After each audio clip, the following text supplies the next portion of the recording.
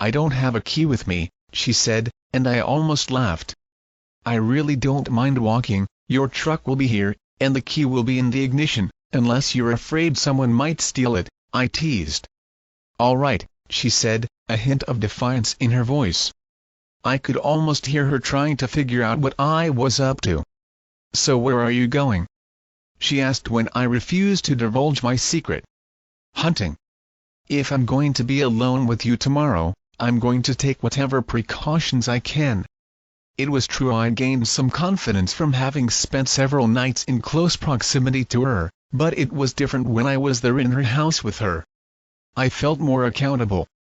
I was very aware of Charlie's presence in the room down the hall. Although I still felt extremely protective of Bella, and I certainly hoped that my protective side would always remain the strongest force, something about the idea of being miles away from every other human excited the monster inside. The knowledge that no one would see or hear us made it that much more difficult to control the fiendish fire that could never be fully extinguished. "You can always cancel, you know," I felt compelled to add, part of me still hoping she would come to her senses. If she showed even the slightest bit of hesitation, I would not allow myself to go through with my plans. "No," she said quietly. "I can't." "Perhaps you're right." We really were both already in too deep.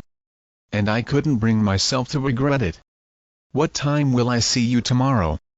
she asked sadly, and once again her obvious desire to be with me instantly brightened my mood.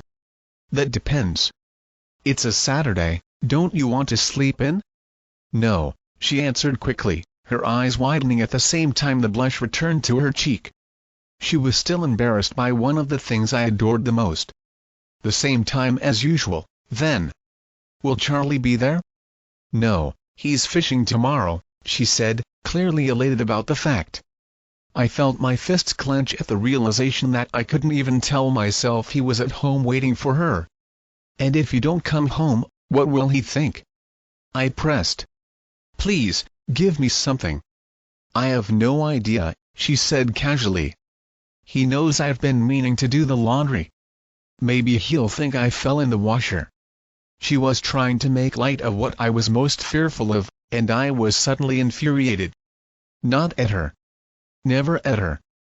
I knew she was only trying to act unconcerned because she didn't want me to worry. But how could I ever forgive myself for allowing this potentially fatal excursion to take place, when she showed me nothing but infinite trust? "What are you hunting tonight?" she asked calmly after a few moments, obviously in a hurry to remind me how completely normal she found my atrocious existence. I might have thought she was putting on an act for my benefit, but her heartbeat and breathing remained perfectly steady. It was as if she'd simply asked me what I was having for lunch. "Whatever we find in the park." "We aren't going far." "Why are you going with Alice?" "Because she's the only one who doesn't think I've completely lost my mind. Alice is the most supportive. Not particularly in the mood to discuss the rest of my family. I hoped she wouldn't press the subject. But then, that wouldn't have been Bella. And the others? What are they? I tried to think of the nicest possible way to say it. Incredulous, for the most part, I sighed, and I saw her glance nervously toward my family. "They don't like me," she said flatly, and I wondered suddenly why it should bother her to think that a family of vampires didn't care for her. "That's not it," I said, though it wasn't entirely true. Rosalie had made her opinion very clear, and the rest of them were, at best, bored with having to think about her. "They don't understand why I can't leave you alone," I added, Emmett's mocking thought seeping into the back of my mind. "Neither do I, for that matter," she mumbled, the oddest scowl taking over her beautiful face. I shook my head in disbelief. "I told you, you don't see yourself clearly at all. You're not like anyone I've ever known. You fascinate me." She glared at me, clearly doubting my words, so I tried to explain it better. "Having the advantages I do, I have a better-than-average grasp of human nature. People are predictable. But you never do what I expect. You always take me by surprise." Her gaze left mine, her expression dismal, and I hoped I hadn't made her feel self-conscious. It was wonderful that she was different from the rest of them, those pathetic humans all trying to behave the way they think they're supposed to, while their thoughts betray how untrue to themselves they are. Bella had taken me by surprise from the very start, but it was only by my paying close attention that I was able to understand exactly how unique and genuine she was. What may have started as pure fascination had quickly grown to admiration and affection, and before I knew what was happening, I'd fallen unwittingly in love with her. That part is easy enough to explain, I continued when she still didn't look at me. I had to make her see how extraordinary she was. But there's more. And it's not so easy to put into words. That's it, I'm done. I just don't have it in me to sit here and listen to his ridiculous lunchtime love confessions. Rosalie's sharp thoughts broke through my already disjointed speech, and I turned to see her staring directly at Bella, her eyes callous. "You're not worth it, little girl. I will not let you ruin what this family has built here." I hissed softly in her direction, and it was enough. Without a glance at me, she turned to Emmett and motioned for them to leave. When I looked back at Bella, her eyes were wide. I could only imagine how much worse it would have been if she'd heard what I'd been forced to hear. "I'm sorry about that. She's just worried. You see, it's dangerous for more than just me if, after spending so much time with you so publicly." I turned away, ashamed, not wanting to finish the thought. If this ends badly. I couldn't bear to look into her eyes any longer, the guilt and the fear I had inside momentarily too much to take. I should have left, I should have let her hate me from the start. At least then she'd be safe. Though my head was in my hands, I saw her inch her hand toward me and I longed to feel her soothing touch in my miserable moment.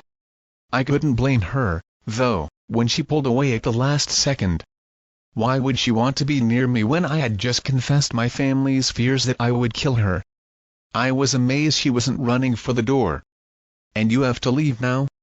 she asked, her voice somewhat shaking. Perhaps I was right, and she really was about to run away, finally afraid the way I'd been expecting her to be from the beginning. "Yes," I whispered, chancing a glance at her face.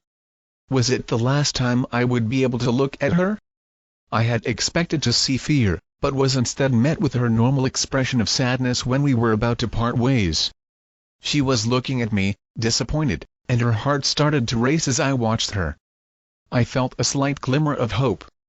"It's probably for the best," I added, deciding since she'd admitted the effect I had on her, I might as well leave her with one confession of my own. "We still have 15 minutes of that wretched movie left to endure in biology. I don't think I could take any more." I smirked and raised an eyebrow, nearly laughing out loud at the expression that followed. Then, in a flash, Alice was there, ruining all my fun. "Don't give her a heart attack, Edward. I don't think it's normal for a person's pulse to change that rapidly." It bothered me that she sounded only half joking. "Alice," I said flatly. "Edward," she said. I knew she was beaming without so much as a glance at her. "I'm here. It would be rude not to introduce us." "Alice, Bella, Alice," I said flatly. "There. Was that so hard?" "Hello, Bella. It's nice to finally meet you," she said, subtly stressing the word finally. I glared at her for a split second. "Hi, Alice," Bella said nervously. "Are you ready?" Alice asked. "Nearly. I'll meet you at the car." Alice flitted off, hardly able to contain her excitement, as images of her and Bella laughing and smiling filled her every thought. "Should I say have fun, or is that the wrong sentiment?" Bella asked, eyeing me curiously. "No, have fun works as well as anything.